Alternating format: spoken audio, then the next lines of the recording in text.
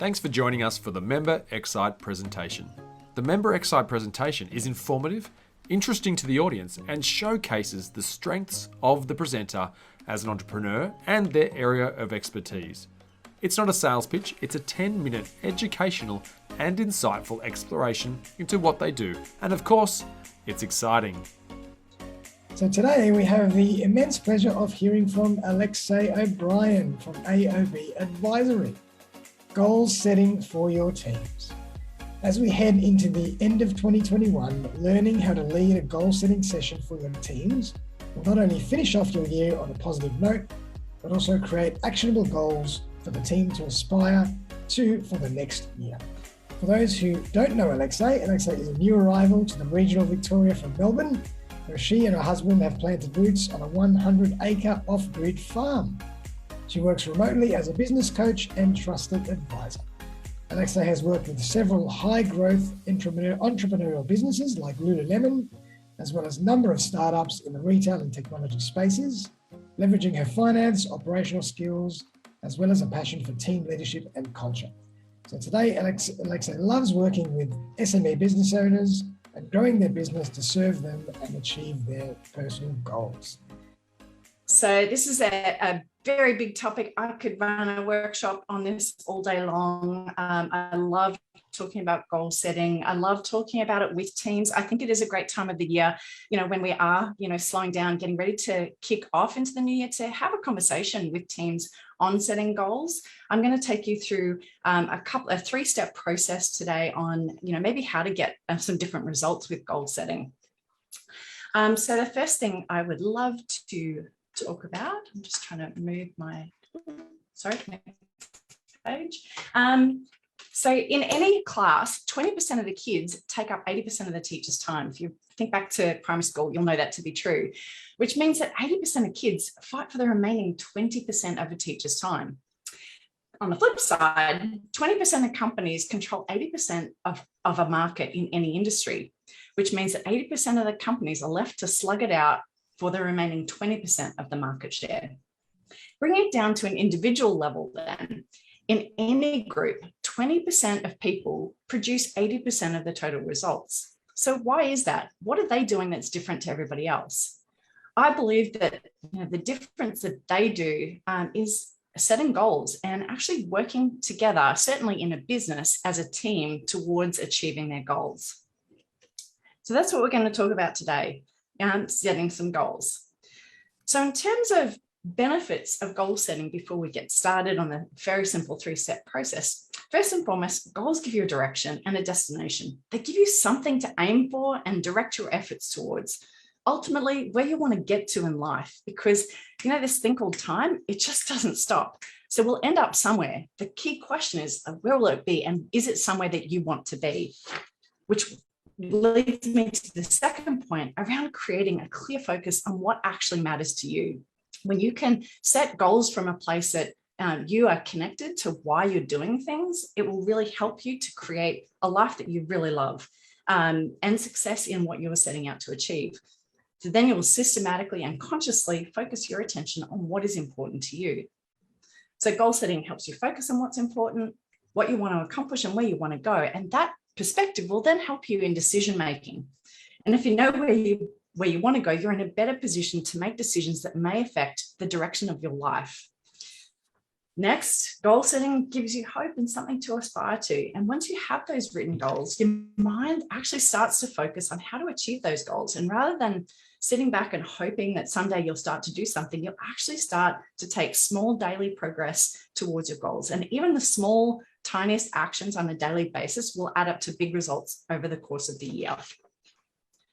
Goals may make life more challenging, but at the same time, it'll give you a sense of personal satisfaction, and setting and reaching those goals will help you appreciate your capabilities and an idea of what your potential is. And this is really important when you're working with teams. Often as leaders, we can see the potential in others before they can see it in themselves. So allowing them to set goals that stretch themselves will help to also build their confidence.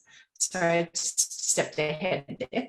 And the last one, it really creates that sense of purpose. People need this sense of purpose in their lives, and goal setting can create that sense of direction and purpose. So you're just not going through the day-to-day. You're giving your goals give you a reason to get up in the morning and act and really create a life that you love. So when you're leading this with teams, just getting a sense of where are they on a scale of 1 to 10 about their goal setting practice. Are they on the lower end of the range where they don't actually set goals at all? They don't discourage it, but they don't really do it, and they don't think that it's something that will help them achieve anything. Or are they on the higher end of the range where they actually use written goals as part of an operating system in their lives, where they set and reset and monitor how they're doing against those goals to help them motivate and achieve? So where are you on that scale of 1 to 10? How would you call it? And what would a goal setting practice do differently for you? So some of the problems when we think about goal settings, and the way that they can read is that sometimes, setting a goal may be so big and so lofty, it actually sounds like a lotto win, which, might be nice and it'd be one day, someday, but it's not actually tangible or reachable. Sometimes goal setting can sound like bad karaoke, or it can even be a bit of a meaningless cliche. But the opportunity we've got in setting goals for ourselves and with our teams is to really allow them to be motivating and compelling goals that mean something to you, to help get you moving in the right direction, as well as changing the intensity of your activities, especially when you're setting target by when dates to work towards. So I'm going to take you through a simple 3-step process right now. The first step in the process is quantifying your outcomes across the different areas of your life that you want to achieve success. The second step that really is important is checking your self-talk. Is what are you actually telling yourself about whether you can achieve these goals or not? And the third is aligning your thinking.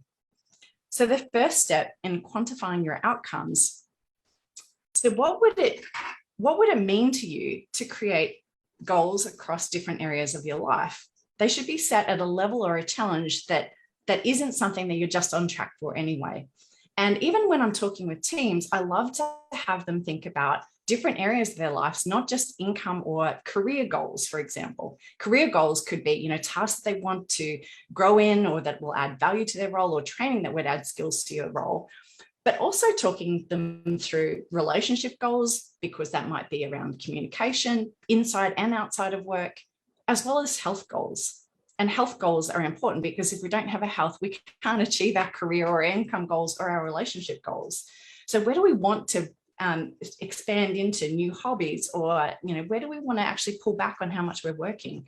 What are the goals in all areas of our life? Because we're actually whole people, and bringing our wholehearted self to work is actually really important.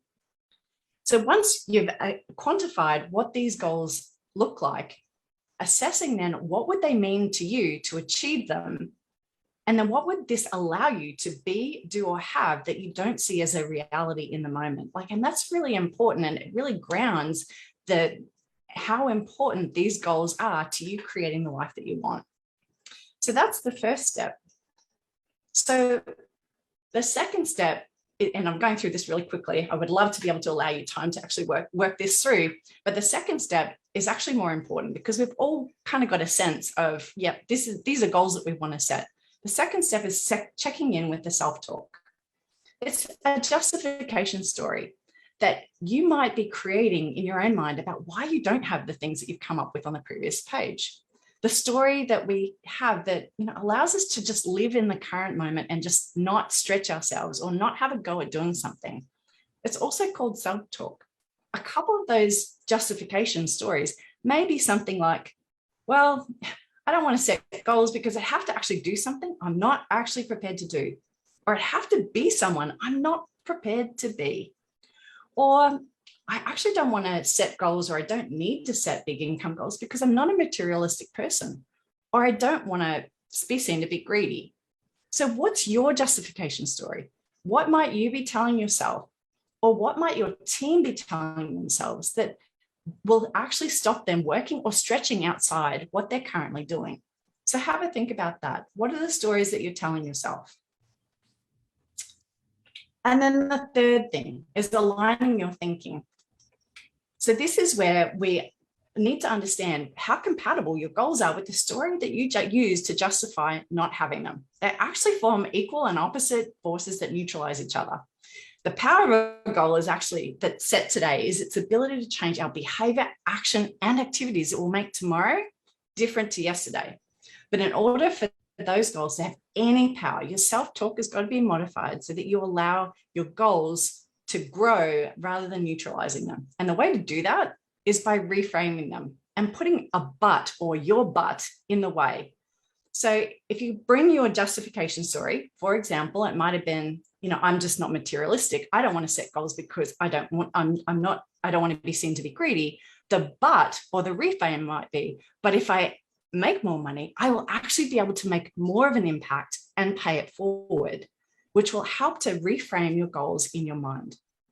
So how do you create and resolve your justification story with a reframe so that your self-talk can be consistent with your goals?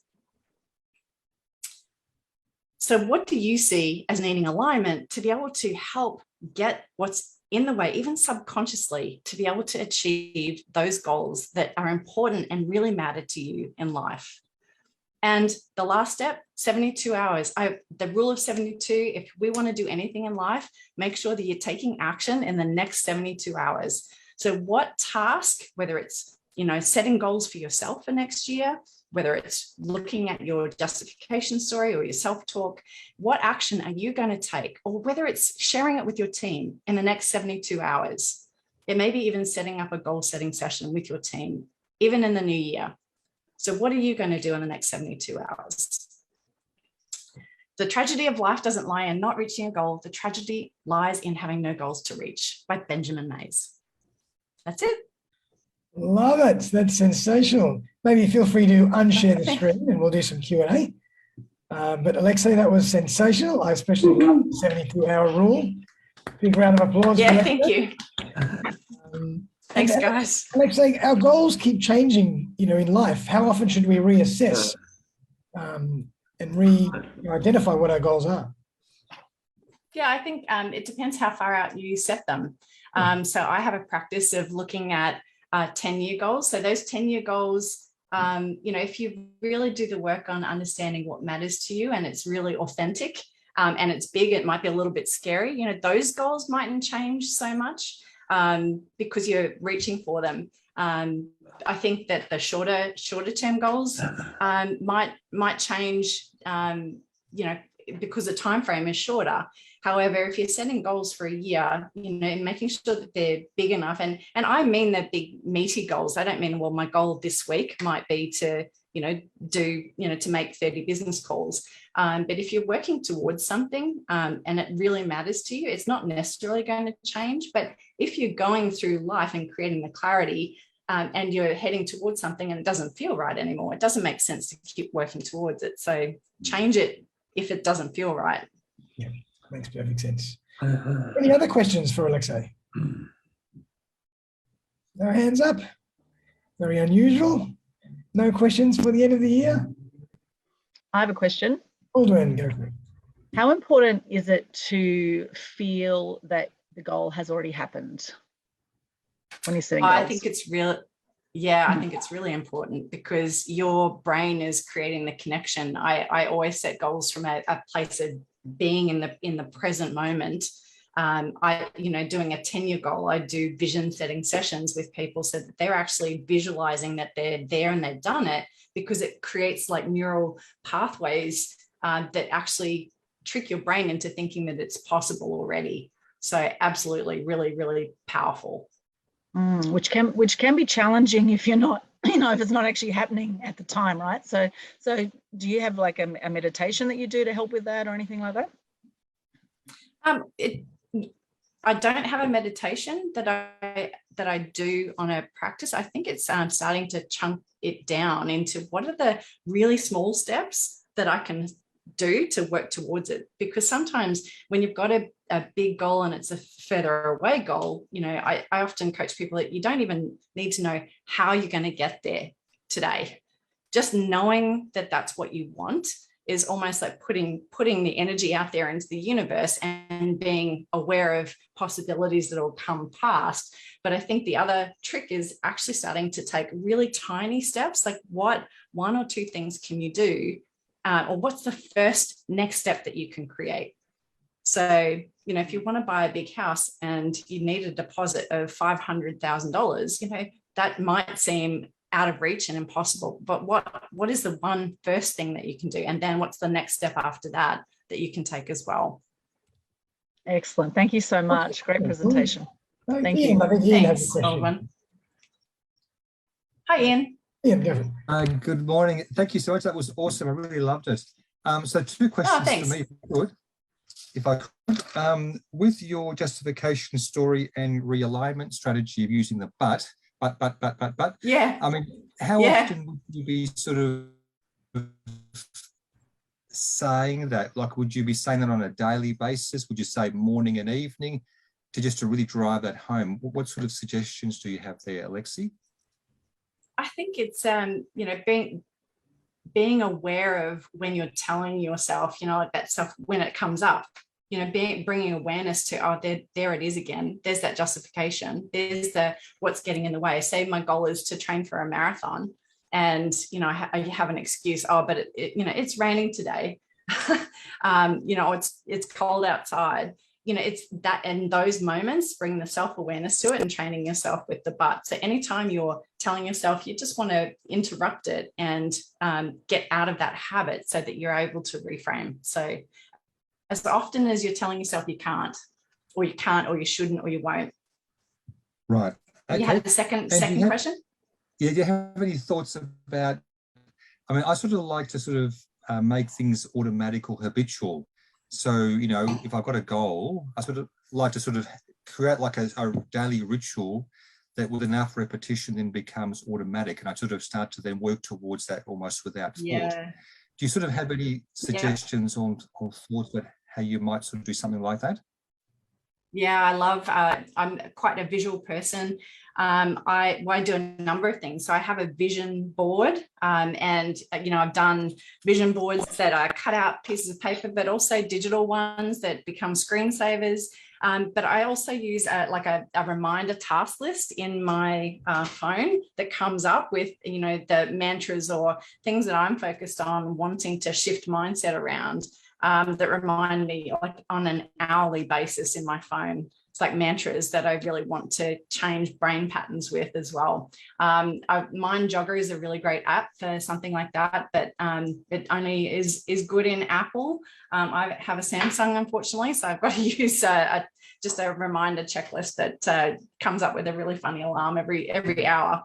But it works. Not unfortunately for the Samsung, no. Great. Thank you so much. Well done. You're welcome. Thank you again.